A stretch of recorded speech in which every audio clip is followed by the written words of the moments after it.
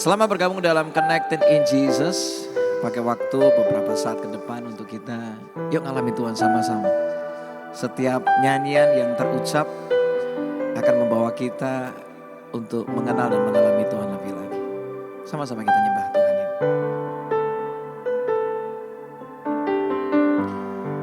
Ku menyembah dalam kudus hadirat-Mu, hampiri tahta kasih karunia-Mu Bapa.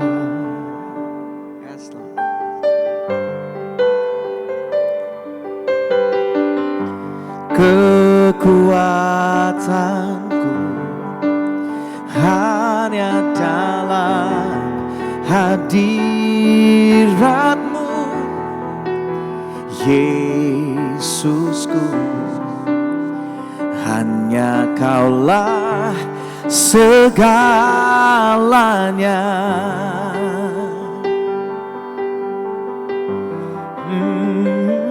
Ku yakin Kau hadir di sini.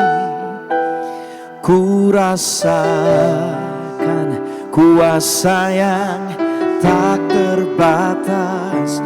Ku yakin Kau nyata di sini. Kemenangan terjadi di sini. Bawa nyanyianmu saat ini. Kami menyembah-Mu Yesus.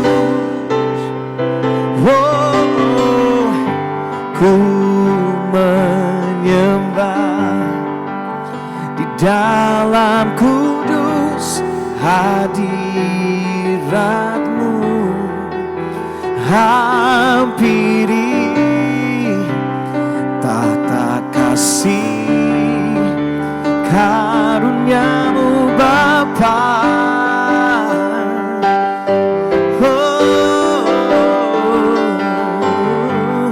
Kekuatanku hanya dalam hadirat-Mu,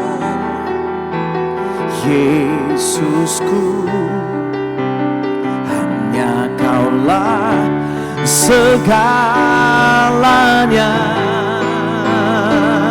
Oh, sama-sama katakan, ku yakin Engkau hadir di sini. Amin. Ku rasakan kuasa yang tak terbatas. Ku yakin Kau nyata di sini. Kemenangan, katakan, terjadi di sini. Sama-sama, ku yakin Engkau hadir di sini. Ku rasakan kuasa yang tak terbatas. Ku yakin Kau nyata di sini. Kemenangan terjadi di sini. Itu yang kami percaya terjadi. Seperti yang kami nyanyikan, kemenangan terjadi dalam hidup kami. Aku percaya. Oh,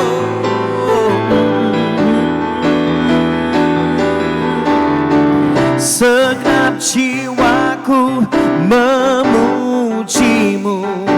Amin. Sungguh besar Kau Yesusku. Segenap hatiku menyembah-Mu.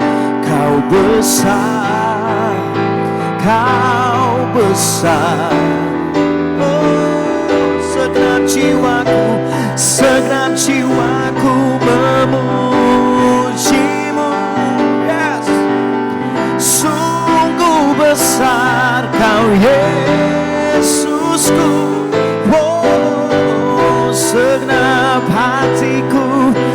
menyembahmu.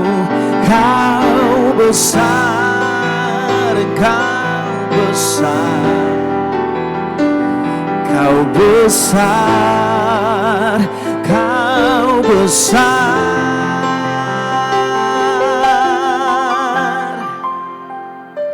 Ku yakin Kau hadir di sini.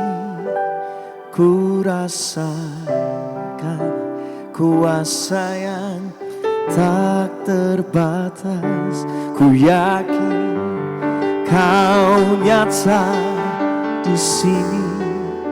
Kemenangan terjadi di sini. Kesembuhan terjadi di sini. Pemulihan terjadi di sini. Kami bawa hidup kami, Engkau hadir Tuhan. Apapun yang kami lewati, Engkau tak pernah tinggalkan kami. Kau hadir saat ini.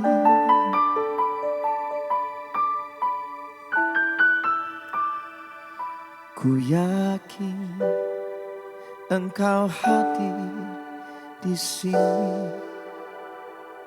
Ku rasakan kuasa yang tak terbatas. Ku yakin Kau nyata di sini. Kemenangan terjadi di sini. Pemulihan terjadi di sini. Kesembuhan terjadi di sini. Maka jiwaku pun memujimu. Kami percaya Tuhan, sungguh besar. Katakan sama-sama, Engkau Allahku. Nyatakan sama-sama. Maka jiwaku pun memujimu.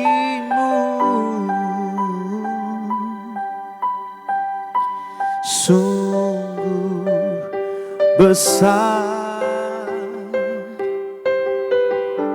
Engkau Allahku. Katakan sungguh besar, sungguh besar. Serukan sama-sama, Kau Allahku. Sungguh besar Engkau Allahku.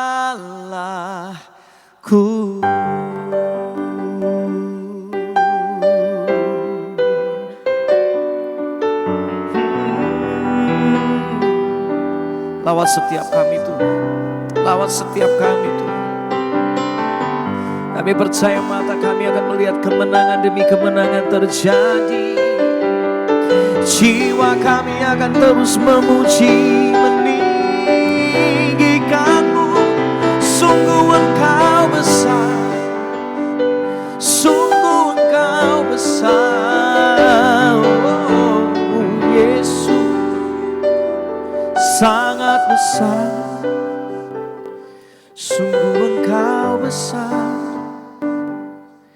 sungguh Engkau ajaib, Yesusku.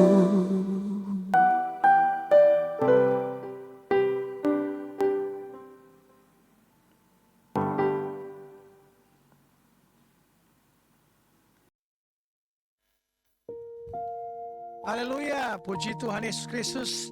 Selamat kita berjumpa dalam Connected in Jesus. Setiap hari kita harus bersukacita.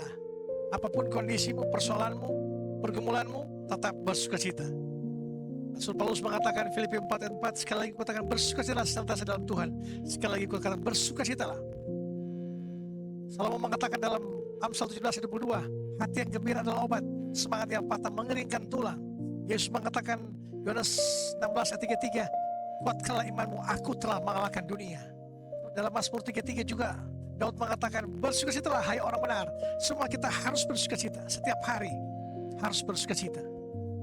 Penelitian mengatakan rata-rata orang serangan jantung pada hari Senin. Makanya untuk menghindari serangan jantung kita harus berkatakan hari ini hari berkat, hari ini hari sukacita, hari ini hari kemenangan, hari ini harinya Tuhan Yesus Kristus. Haleluya, puji Tuhan. Mari sebelum kita mendengarkan firman Tuhan malam hari ini, kita sama-sama satu dalam doa. Mari kita berdoa. Tuhan Yesus yang baik, terima kasih Tuhan Yesus. Saat ini, hari ini, kami datang kembali tersungkur di bawah kaki-Mu. Kami ingin mendengarkan firman-Mu. Berbicaralah Engkau Tuhan Yesus, pakai bibir mulut hamba-Mu ini. Hamba-Mu terbatas, Engkau yang tidak terbatas. Berbicaralah Roh-Mu yang berbicara melalui bibir mulut hamba-Mu ini. Sembunyikan hamba-Mu di belakang kayu salib-Mu, biarlah Engkau yang di depan hamba-Mu. Engkau yang makin besar, kami makin kecil. Kuatkan yang lemah, sembuhkan yang sakit, bebaskan yang terikat, lepaskan yang terbelenggu. Nyatakan kesalahan-kesalahan kami dan ubah kelakuan hidup kami Tuhan Yesus Kristus. Terima kasih Tuhan Yesus. Jemaat online siap mendengarkan firman Tuhan. Katakan sama-sama amin, amin, amin. Haleluya, puji Tuhan. Guys, terima kasih. Tetap bersama program kami Connected in Jesus. Untuk edisi hari ini, mari kita buka sama-sama Matius 9 ayat 10 dan 12. Matius 9 ayat 10, 11 dan 12. Tema khotbah saya yaitu radikal empati. Melihat manusia bukan sekedar label. Matius 9 ayat 10, 11, 12. Kemudian ketika Yesus makan di rumah Matius, datanglah banyak pemungut cukai dan orang berdosa dan makan bersama-sama dengan dia dan murid-muridnya. Pada waktu orang Farisi melihat hal itu, berkatalah mereka kepada murid-murid Yesus, mengapa gurumu makan bersama-sama dengan pemungut cukai dan orang berdosa? Yesus mendengar dan berkata, bukan orang yang sehat yang memerlukan tabib, tetapi orang sakit. Haleluya, puji Tuhan. Matius ini dulu adalah seorang pemungut cukai. Dia adalah seorang namanya Lewi dulu, tapi diubahkan oleh Yesus. Dia mengikuti Yesus dan namanya menjadi Matius. Dia adalah Lewi. Sedangkan Lewi itu zaman perjanjian lama adalah orang yang kerjaannya full timer melayani Tuhan, melayani tabut perjanjian. Mereka sebagai imam suku Lewi itu. Tapi orang tuanya menamakan dia Lewi, tapi kenyataannya dia jadi pemungut cukai. Ini yang harus kita pertanyakan lagi. Kenapa ini? Orang zaman dulu memakai sesuai nama untuk keinginannya supaya anaknya melayani Tuhan, tapi kenyataannya dia sebagai pemungut cukai, orang berdosa dikatakan pada waktu itu. Nah, makan pertama di abad makan bersama di abad pertama waktu itu bukanlah sekedar kegiatan mengisi perut. Itu adalah simbol penerimaan, persekutuan, dan kesetaraan status. Kaum Farisi yang namanya sendiri memiliki akar kata faras, yang berarti mereka yang terpisah. Farisi ini sangat menjaga jarak, dan orang-orang yang dianggap najis secara ritual maupun moral. Mereka hidup dalam gelembung kesucian. Mereka hanya mematuhi hukum Taurat. Siapa yang tidak mematuhi hukum Taurat, dianggap mereka itu di luar daripada ritual atau moral orang Farisi. Mereka adalah orang-orang berdosa. Orang Farisi memandang masyarakat hanya melalui kacamata label. Orang suci versus orang berdosa, hanya dua itu aja. Orang benar versus pemungut cukai, hanya dua itu aja. Yahudi murni versus pesina, itu aja. Begitu seseorang ditempelkan label berdosa, ia kehilangan kemanusiaannya. Dia dapat di hadapan mereka, di mata mereka, ahli-ahli Taurat, orang Farisi, orang Yahudi waktu itu. Namun Yesus datang dengan konsep radikal empati. Saat dia masuk ke rumah Matius sebagai pemungut cukai dan duduk makan dengan para sampah masyarakat, Yesus sudah menghancurkan sistem label itu. Perhatikan jawaban Yesus di ayat 12. Ia tidak melihat mereka sebagai orang jahat yang harus dijauhi, melainkan orang sakit yang butuh disembuhkan. Empati radikal mengubah kacamata penghakiman menjadi kacamata belas kasihan. belas kasihan Yesus. Yesus tidak memandang engkau siapa, engkau kaya, engkau miskin, engkau konglomerat, engkau siapa. Sama di hadapan Yesus. Orang berdosa, orang suci, orang benar, mucukai, sama di depan Yesus. Hanya orang Farisi ini yang beda-bedakan status waktu itu. Di zaman sekarang ini, kita mungkin tidak menyebut diri kita sebagai Farisi, tapi kita sering kali mempraktekkan gaya mereka. Kita hidup dalam ruang gema dan gelembung eksklusif. Kita hanya bergaul dengan komunitas kita, satu frekuensi, satu level ekonomi yang orang-orang kaya kita bergaul, satu circle kampus kita, satu gereja kita aja kita harus melayani. Jangan bergaul dengan gereja lain. Nah, ini yang salah juga, terlalu fanatik. Saat kita melihat orang dari kelas sosial bawah, orang dengan opini politik berbeda, atau teman yang terjerat masalah, otak kita otomatis melempelkan label toksik mereka, kampungan mereka, aneh, gak selevel, beda sinode, beda doktrin, beda gereja kami lebih mewah, mereka gereja biasa-biasa saja. Yang terjadi, algoritma media sosial melatih kita untuk segera memblok atau meng-cancel siapapun yang tidak sepaham dengan kita. Kita menjadi miskin empati. Kita menilai orang dari apa yang terlihat di luar, tanpa pernah mau tahu cerita luka di baliknya. Nah, poin utama khotbah saya itu langkah menuju empati radikal. Bagaimana kita membongkar tembok eksklusif dan mulai melihat orang lain dengan kacamata Kristus? Pertama, pecahkan gelembung favoritmu atau pecahkan gelembung favoritisme kita. Mari kita buka Yakobus 2 ayat 1 sampai 4. Yakobus 2 ayat 1 sampai 4. Kita buka bersama-sama. Yakobus 2 ayat 1 sampai 4. Haleluya. Mari kita baca bersama-sama. Saudara-saudaraku, sebagai orang yang beriman kepada Yesus Kristus Tuhan yang kita yang mulia, janganlah iman itu kamu amalkan dengan memandang muka. Sebab jika ada seorang masuk ke dalam kumpulanmu dengan memakai cincin emas dan pakaian indah, dan datang juga seorang miskin ke situ dengan memakai pakaian buruk, dan kamu menghormati orang yang berpakaian indah itu dan berkata kepadanya, silakan Tuhan duduk di tempat yang baik ini. Sedang kepada orang miskin itu kamu berkata, berdirilah di sana, atau duduklah di sana di lantai di dekat tumpukan kakiku. Bukankah kamu telah membuat perbedaan dalam hatimu dan bertindak sebagai hakim dengan pikiran yang jahat? Haleluya, puji Tuhan. Demikian indah firman Tuhan ini dengan judul perikop ini, jangan memandang muka, dalam Yakobus 2 ayat 1 dan 2, 3 dan 4 ini. Jangan memandang muka. Rasul Yakobus menegur jemaat mula-mula dengan sangat keras karena mereka mempraktikkan favoritisme atau pilih kasih. Jika ada orang kaya yang pakai cincin emas datang ke pesta itu sefirman Tuhan, mereka memberikan kursi VIP paling depan. Jika ada orang miskin berbaju kotor datang, mereka menyuruhnya duduk di lantai. Di kehidupan modern ini, favoritisme itu bernama networking. Memilah-milah atau jaringan kita memilah-milah berdasarkan apa yang bisa mereka berikan kepada kita. Koneksi, uang, popularitas, relasi. Empati radikal dimulai saat kita berani memecahkan gelembung itu.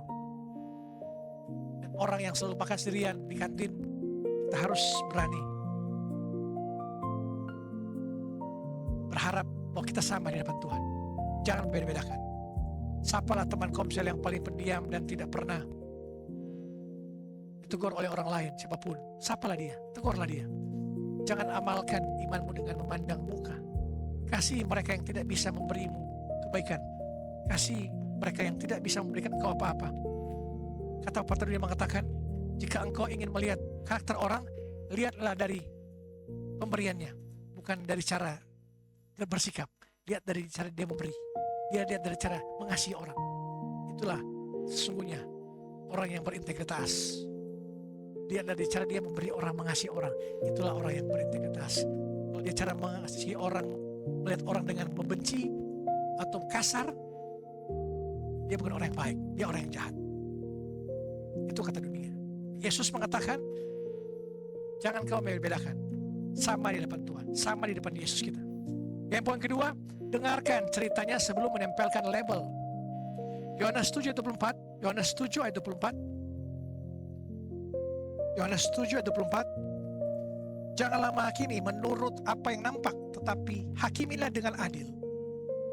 Mengapa mudah sekali bagi kita untuk membenci seseorang? Karena membenci sebuah label itu jauh lebih mudah daripada memahami manusia. Sangat mudah membenci seorang pemarah, tapi akan sulit untuk membenci teman kita ketika kita tahu bahwa dia sering marah karena dia baru saja kehilangan orang tuanya dan tidak tahu cara memproses dukanya. Sangat mudah untuk menjauhi si caper, cari perhatian, tapi kita akan berempati ketika kita tahu bahwa dia diabaikan keluarganya sejak kecil. Di balik setiap perilaku yang menyebalkan seringkali ada luka yang belum sembuh. Yesus tidak menghakimi Sakeus menurut labelnya sebagai pemungut cukai. Dia melihat kekosongan jiwa Sakeus lalu mengundang Sakeus makan. Sebelum kita meng-cancel, memblok seseorang, sebelum kita menghakimi seseorang, luangkan waktu untuk mendengar ceritanya. Empati berarti menunda penghakiman untuk kita benar-benar mengerti apa yang mereka sedang lalui. Amen. Tepuk tangan untuk Tuhan Yesus Kristus. Poin yang ketiga yang terakhir, empati bukan sekedar perasaan, melainkan tindakan. Empati bukan sekedar perasaan melalui tindakan. 1 Yohanes 3 ayat 17-18. 1 Yohanes 3 ayat 17-18. 1 Yohanes 3 ayat 17-18. Barang siapa mempunyai harta duniawi dan melihat saudaranya menderita kekurangan, tapi menutupi pintu hatinya terhadap saudaranya itu, bagaimanakah kasih Allah dapat tetap di dalam dirinya? Anak-anakku, marilah kita mengasihi bukan dengan perkataan atau dengan lidah, tapi dengan perbuatan dan dalam kebenaran. Banyak orang mengira empati hanyalah rasa kasihan. Kita melihat berita bencana alam, kita merasa kasihan, lalu kita kembali scrolling Instagram, TikTok kita. Itu bukan empati, itu simpati yang pasif. Empati yang radikal seperti yang ditujukan Yesus. Yesus menghasilkan tindakan pergerakan. Yesus tidak hanya kasihan saat melihat pemungut cukai dari jauh, ia berjalan ke rumah mereka, makan makanan mereka bersama Sakeus, dan menanggung risiko dihina oleh masyarakat demi mereka, demi orang-orang berdosa pemungut cukai itu. Jika kita melihat teman kita sedang depresi, empati radikal kita tidaklah berkata, sabar ya, stay strong, tetap kuat. Empati radikalnya adalah datang ke kosnya, membawakannya makanan, menemaninya, menangis dalam diam. Kasih itu aktif, ia tidak menutup pintu hati, ia mengulurkan tangan untuk membantu. Amin. Tepuk tangan untuk Tuhan Yesus Kristus. Malam hari ini, saat ini Tuhan Yesus ulurkan tangannya. Ia telah melihat engkau dan ia tergerak oleh belas kasihannya untuk menolong engkau, menyembuhkan engkau, memberkati engkau. Yesus telah melihat engkau dan telah tergerak oleh belas kasihan untuk menyembuhkan engkau malam hari ini. Amin. Tepuk tangan untuk Tuhan Yesus Kristus. Haleluya. Guys, dunia ini sudah terlalu lama, terlalu dingin, karena kita semua sibuk melindungi diri kita sendiri di dalam gelembung pergaulan kita yang aman. Kita lebih peduli pada brand apa yang dipakai orang daripada beban apa yang sedang mereka pikul. Tuhan Yesus memanggil kita untuk menjadi orang-orang yang melihat melampaui luar. Dia memanggil kita untuk apa? Untuk melihat manusia, mengusap air mata mereka, dan merangkul mereka yang merasa tidak punya tempat di dunia ini. Ingat pesan ini, kasih yang nyata tidak memilih-milih target. Ia hanya butuh mata yang mau melihat dan hati yang mau terbuka. Jangan sampai kesibukanmu mengejar sukses membuatmu buta terhadap manusia di sampingmu yang butuh sapaan. Jangan sampai kesibukanmu yang mengejar sukses membuatmu buta terhadap manusia di sampingmu yang sedang butuh sapaan. Hancurkan tembok pembatasmu. Mulailah setia, dukung, mensupport teman-temanmu, karena mereka adalah jiwa-jiwa yang berharga yang sangat dikasihi oleh Bapa Surgawi. Mulailah, jangan ada batasan untuk melabeli orang, tapi marilah semua berharga di mata Tuhan. Kita butuh membantu orang, bukan hanya dengan materi atau uang. Butuh justru dengan kehadiranmu itu membahagiakan orang yang sedang mengalami depresi, kesendirian, kesusahan. Datanglah, sapalah, kuatkan iman mereka. Katakan pada mereka, ada Yesus yang sanggup menolong, ada Yesus yang sanggup menyembuhkanmu, ada Yesus yang sanggup memberkatimu. Amin. Puji Tuhan. Haleluya. Mari sama-sama kita selalu berdoa. sekaligus menutup perjumpaan kita malam hari ini. Haleluya. Tuhan Yesus, Bapa di surga, terima kasih firman-Mu hari ini menegur ego kami dan kebanggaan kami. Kami mengaku Tuhan, seringkali kami merasa lebih baik dari orang lain. Kami sering membuat tembok pemisah, memilih-milih teman, mengabaikan mereka, dan kami anggap tidak setara dengan kami. Kami telah merendahkan ciptaan-Mu dengan menempelkan label-label yang menghakimi. Ampuni kami yang telah mempraktekkan label-label ini. Hari ini kami mohon Bapa, berikanlah kami sepasang mata seperti mata Engkau, mata Yesus Kristus, mata yang tidak hanya melihat penampilan luar, tetapi mata yang bisa melihat luka, pergumulan, dan nilai-nilai jiwa seseorang. Beri kami hati yang berempati secara radikal. Mampukan kami untuk keluar dari gelembung zona nyaman hati kami dan berani mengulurkan tangan kepada mereka yang kesepian dan terabaikan. Amin. Haleluya, puji Tuhan. Jemaat online yang mengalami sakit penyakit, engkau yang telah ditolak oleh dokter, telah ditolak oleh medis, dokter telah memvonismu engkau tidak berapa lama ini akan hidup. Engkau telah ditolak oleh semua pengobatan dokter-dokter di seluruh dimanapun engkau datangi. Dalam nama Yesus, malam hari ini Yesus telah melihat engkau dan dia telah tergerak oleh belas kasihannya, dan dia akan menyembuhkan engkau malam ini juga, seketika ini juga. Dalam nama Tuhan Yesus Kristus dari Nazaret, apapun nama penyakitmu, Yesus yang adalah nama di atas segala nama menyembuhkan engkau saat ini juga. Di dalam nama Yesus Kristus engkau sembuh. Sembuh dalam nama Yesus. Sembuh, sembuh, sembuh. Percaya imanmu telah menyembuhkan engkau. Yesus telah menyembuhkan engkau. Yesus telah bertanya pada engkau, maukah engkau sembuh? Katakan, aku mau sembuh Tuhan Yesus Kristus. Apakah engkau percaya aku dapat lakukannya? Katakan, aku percaya Tuhan Yesus Kristus. Apa yang engkau mau aku lakukan padamu? Katakan, aku mau engkau sembuhkan aku Tuhan Yesus. Katakan seperti itu dan terjadilah sesuai dengan iman. Engkau sembuh. Berkatilah pekerjaanmu, usahamu, pendidikanmu, orang tuamu, anak cucumu, keluargamu, semuanya diberkati Tuhan Yesus buat beruntung dan berhasil. Semua pekerjaan, semua cita-citamu sampai masa depanmu, Tuhan buat berhasil. Haleluya, puji Tuhan. Damai sejahtera Allah yang melampaui segala akal akan melihara hati dan pikiran dalam Kristus Yesus. Tuhan akan menolong dan berkati engkau. Tuhan akan menyinari engkau dengan wajah dan beri engkau kasih karunia. Tuhan akan menghadapkan wajah daripada engkau dan beri engkau damai sejahtera. Bapa kami yang ada di surga, dikuduskanlah namamu, datanglah kerajaanmu, jadilah kehendakmu di bumi seperti di surga. Berikanlah kami pada hari ini makanan kami yang secukupnya, dan ampunilah kami akan kesalahan kami, seperti kami juga mengampuni orang bersalah kepada kami. Dan janganlah bawa kami ke dalam pencobaan, tetapi lepaskanlah kami daripada yang jahat.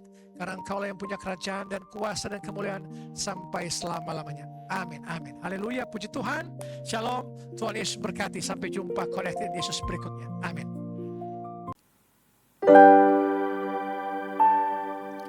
Hanya Engkau yang paling tahu siapa kami, karena Engkau Tuhan yang menciptakan kami.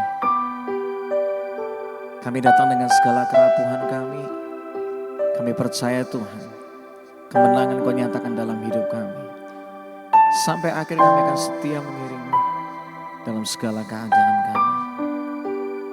Inilah penyembahan kami Tuhan.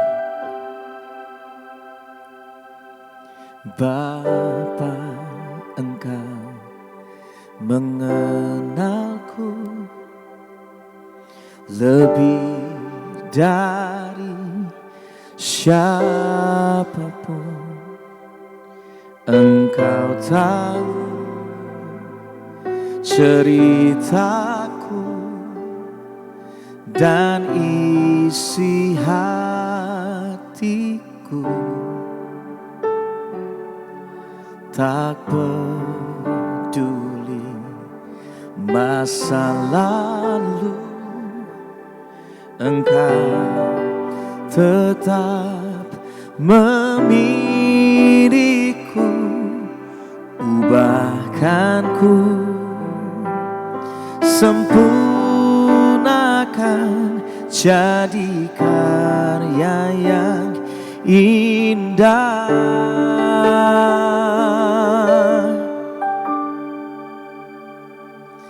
Kini aku percaya tiada yang mustahil bagimu. Kuasa-Mu kuatkanku, dasarku berharap.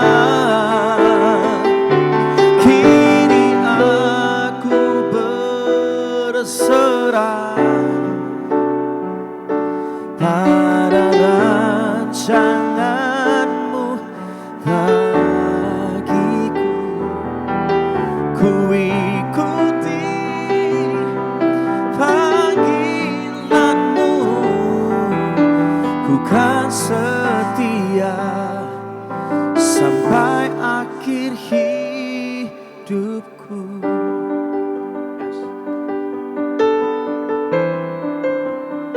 Sampai akhir hidupku, ku kan setia.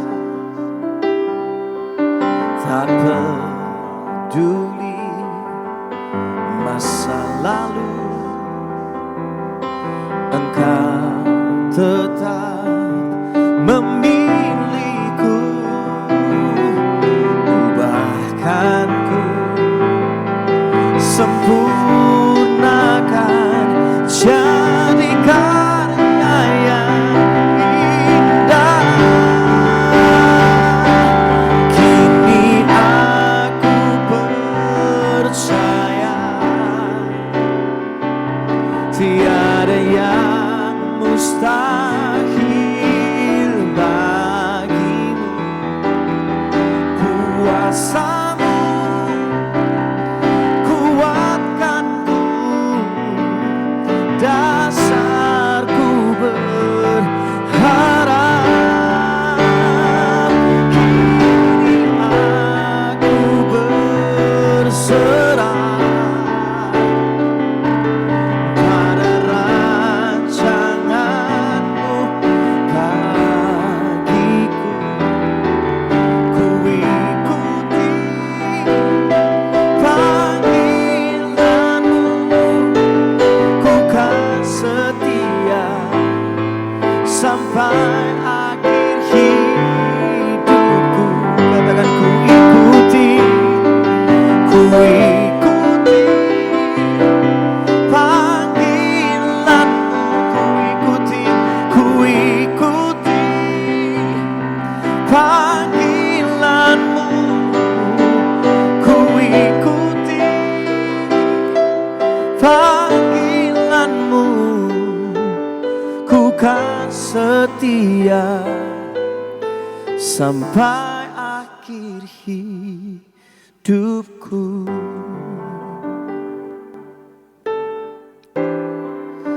Sampai akhir ku kan setia selalu Tuhan, sebab kesetiaanmu memampukanku sampai akhir